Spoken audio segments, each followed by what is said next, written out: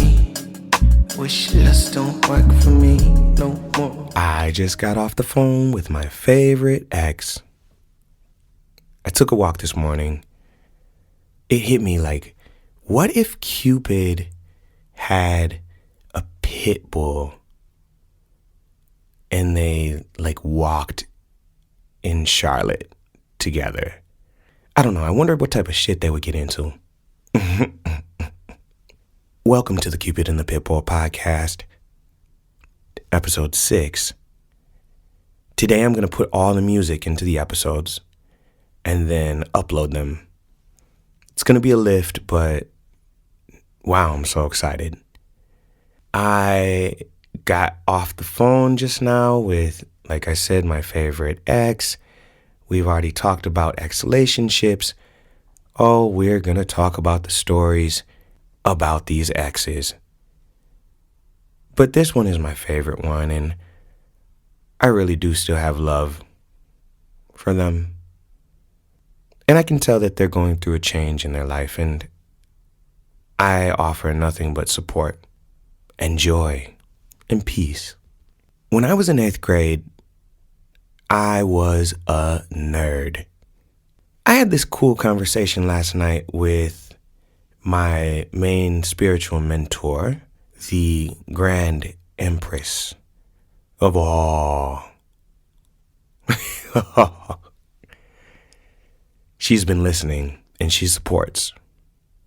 So 8th grade, it was my birthday, and I remember she came to the house, she pulled me to the corner, and she said, "I have something for you." And it wasn't the gift that she gave. We'll get into what the gift actually was down the road as we all get a deeper sense of what the Cupid and the Pitbull podcast is going to be about. But the gift right now, for the sake of this story, doesn't matter. But it's the way that she looked at me in 8th grade. She looked at me, it was my birthday, and the look said more than words or the gift could ever say. The look said, "You're different, and you're special, and this life is going to be a journey for you." And damn it if she wasn't right. So it was my birthday in 8th grade. Now, in 8th grade, I was kind of a nerd. At least that's how I was described by my friends. Even though I didn't feel like a nerd, I felt like a recluse, honestly, because all I wanted to do was be in my little room, making my little beats, and, just not socializing. And I know my parents were pretty worried at that point. What was weird about it, though, is that I also was on the football team. I remember my birthday came, we had just won a game. I was a running back. And I was a beast. I was so little, but I wanted to be big. So I ran like a big running back. And I wanted all the smoke. You want to tackle me? Then come on, let's try it.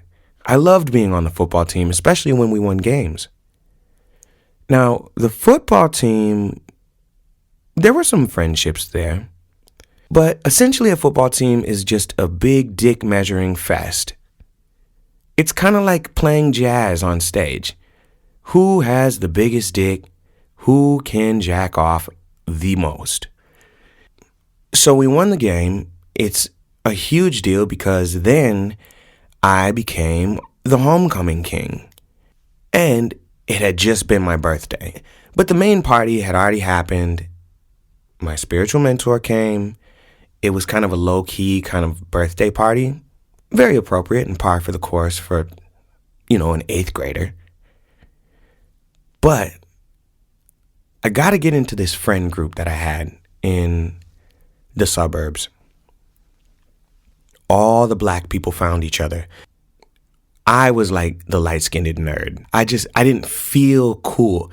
My shoe game was trash. Thing about it is, though, no judgment to nerds. Nerds are sexy.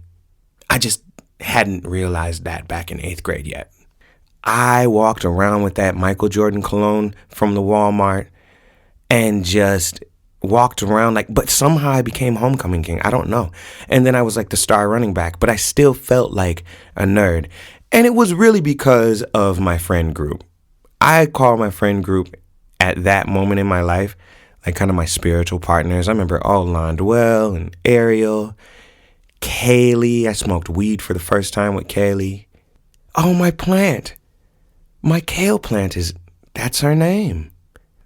I'm sorry, that's their name. They're non-binary. Oh, and then I have a lavender plant.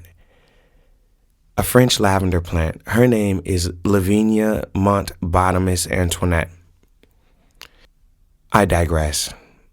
So it was a big moment, my birthday. So my first girlfriend was named Princess, but she was getting a little bit too attached. So we broke up. We stopped passing notes to each other.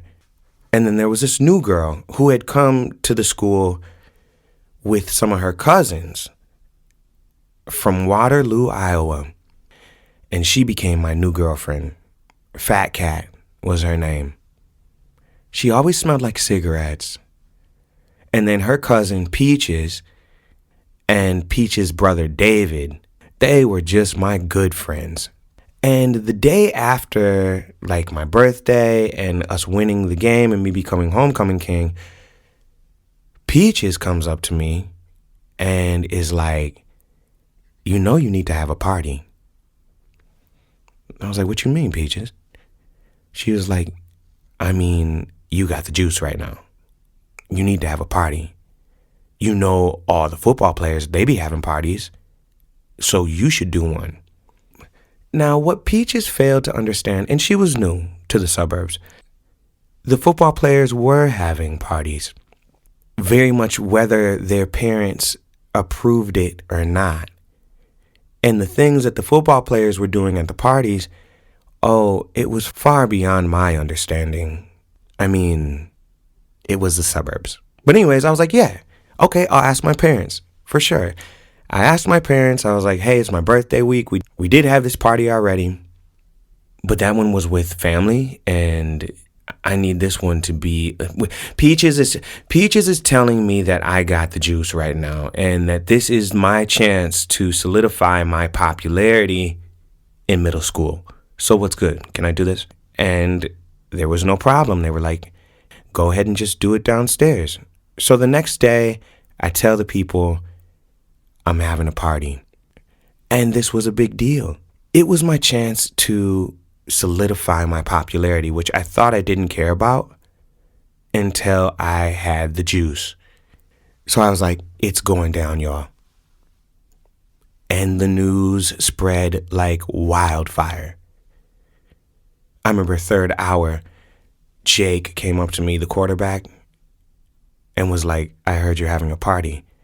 That's when it hit me that everybody was going to come to this party. And it's like we're in 8th grade.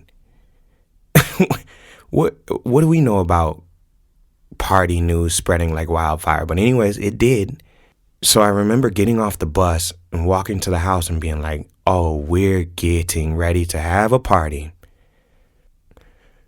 So the first people that arrived were all of us minorities. We got there on time. Peaches had this John Blaze dope strobe light. And so I popped on some Juvenile and some Mystical. And we danced, and we danced hard. Now the thing about it, it was a dry party. There was no alcohol at the house. Kidding me? Much less drugs. So we were having a good time without all of that. And then lo and behold, here come the football players with their girlfriends and their dicks. Measuring it all. Walking into the party and looking around like, is this a party or a library? Like, what are we doing? And I remember kind of being insecure in that moment. Like, whoa, hold on, we're having a good time. There was a pool table at the house. I was like, I could take your money. Just an aside, that's a hustle of mine. And now I know it's not legal to do it in the venues, especially these days. But let's just say we end up at a venue and you have an extra $30 that you'd care to wager, and there's a pool table there, well, we can get into that later. So the party was popping until the football players got there and they brought the debauchery. They were already drunk. Somehow, how are 8th graders already drunk? The suburbs just confused me. Where are the parents? Like, how are you intoxicated? Don't you have to go home? How did you get here? So they come in, and I remember Jake looked at me and was like, yo, so are your parents here or what's going on? And I was like, yeah, they're upstairs. And he was like, well, what are we going to do? And I was like, well, we're doing what we're going to do. Like, we have some SWV playing right now. We're dancing. Like, get all the way into it. And Jake was not satisfied. And he was like, well, what we should do is play a game. It's called the Jerry Springer game.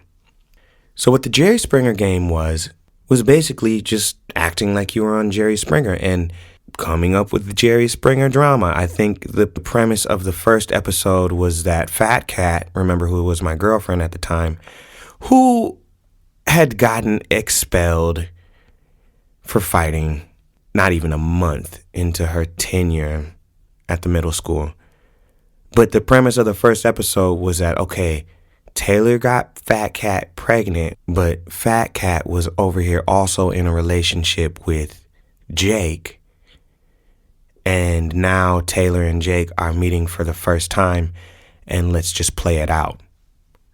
It honestly was fun, and I think it sort of toed the line between, being edgy enough and innocent enough, like satisfying the dick measures without debauchery. Except the show became extremely debaucherous. Oh, the cussing and the drama of it all. I look up, and there's my dad. And the disappointment in his eyes, I still remember. And he shut the party down so hard. The drunk, dick measuring frat boy football players, y'all need to leave right now. And y'all hood niggas from Waterloo, Iowa, I don't know what you thought this was, but you can go as well. Oh, and I was crushed. I was like, but we didn't do anything wrong. We were just acting. And I still remember that being the first and only fight my dad and I ever had. And it was an intense one because I was like, I thought that I did a good job of hitting that window. I just did a good job of facilitating this party, making it fun enough for the dick measurers and innocent enough for, honestly, my age group. And looking back, I don't even know what I was trying to debate. The point wasn't that there wasn't alcohol or drugs at the party. The point was that you were having a good time before you decided to measure your dick. Trying to accommodate for Jake, somebody whose experience is not yours, not ours, but you wanted to make everyone happy. I wanted everyone's approval because I had the juice and I didn't want to lose it. Validation should come from within. And if it does, the likelihood that you get busted is actually very low. And who wants to get busted these days? I think that we're all on a journey of internal validation, like finding that internal validation, which is so hard these days because external validation is such a drug. But you're already popular. Somebody loves you forever. What more do you need? Jerry Springer?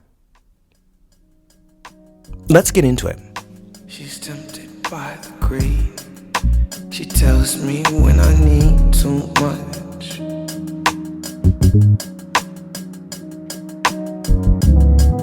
I'm in war with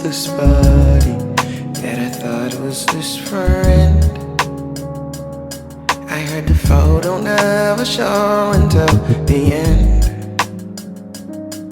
I'm still in love with you. I'm still in love with you. Sometimes I got to move. These days I Y'all wish me luck today as I upload these episodes. I'm going public. The Cupid and the Pitbull podcast. you still can make me We'll see you mad. next time. Bye. You know I really handle that.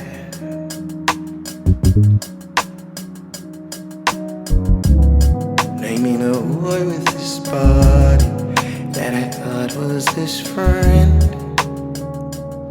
I had the photo never show you till the end. I'm still in love with you. I'm still in love with you. I'm jealous of your ways, wanting what you take from me.